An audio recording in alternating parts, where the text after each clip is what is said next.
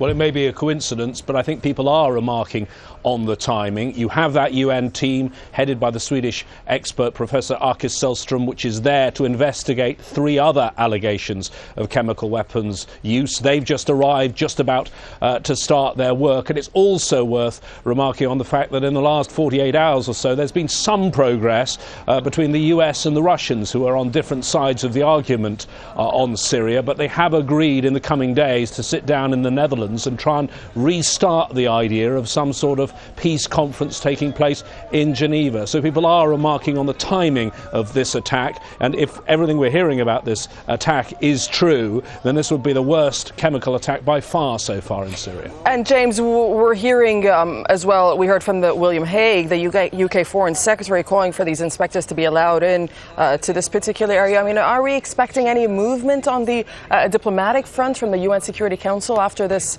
information?